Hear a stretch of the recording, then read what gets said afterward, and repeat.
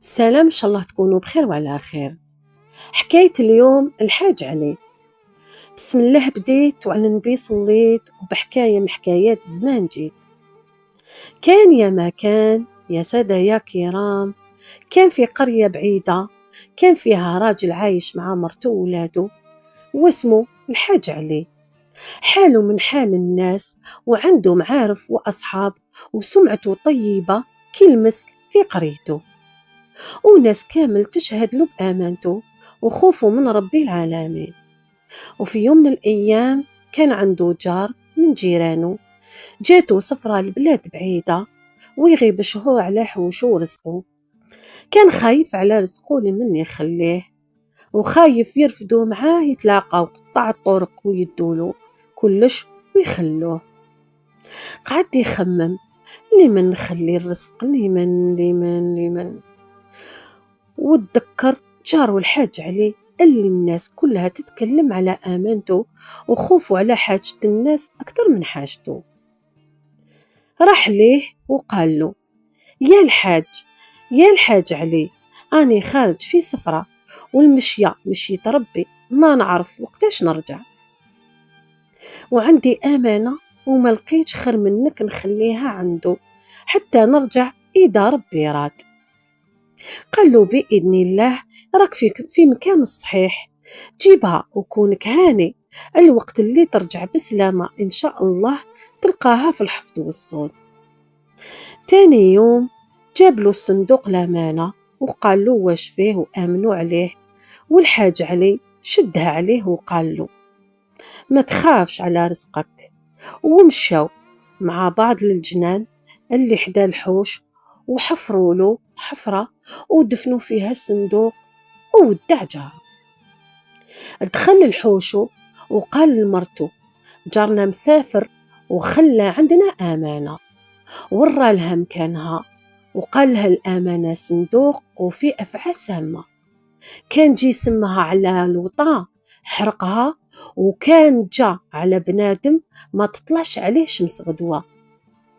ردي بالك منها، راهي إذا خرجت من الصندوق نموت أنا وياك والولاد، راهي سمها قاتل وما يقدر عليها إلا مولاها، هو اللي يجي بعد السفر ويخرجها بيده.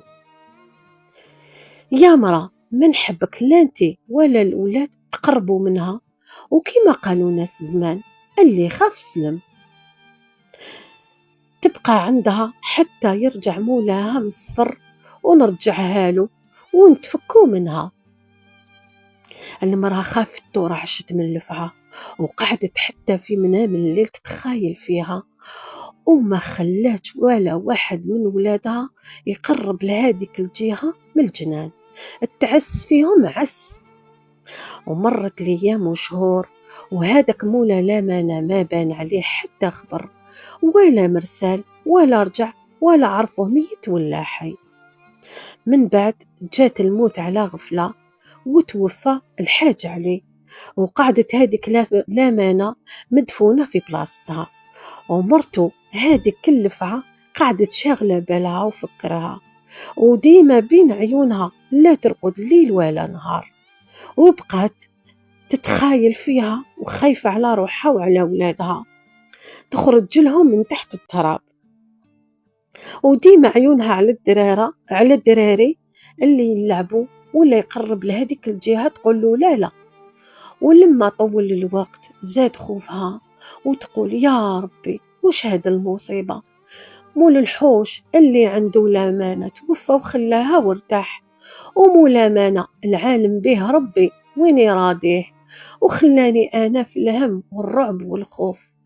وقتاش يرجع ويجي يدي أمانته ويهنيني، ونعيش أنا ولادي في حوشي مرتاحة ومتهنية، ونرقد الليل كي الناس وما نخافش عليهم من سمها.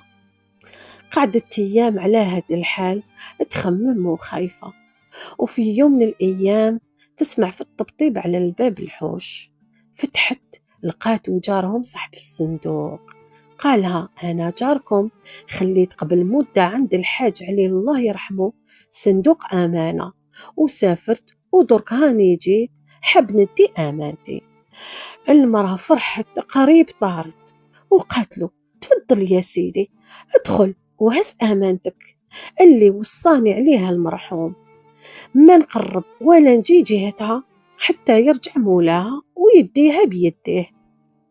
مولا الصندوق استغرب من كلامها ومشى معاها للجنان وحفر التراب وخرج الصندوق وفتحوه قدامها.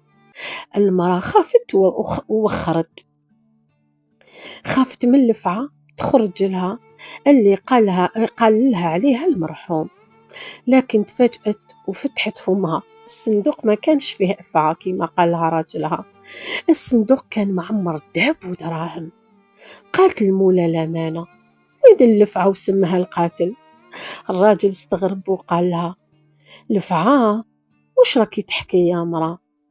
حكات له الحكاية وقالت له: من يوم دفنتو هاد الصندوق وانا حتى الليل ما نرقدش وخايفة على ولادي من الفعة وسمها. ضحك مول الصندوق وقال لها: فعلا الأمانة السم قاتل إذا خنتيها، وربي يرحم الحاج عليه ويغفر له على هاد المثل، لأنه كان آمين ويخاف ربي وعطاني درس في حفظ الأمانة وما تنساوش طول عمري.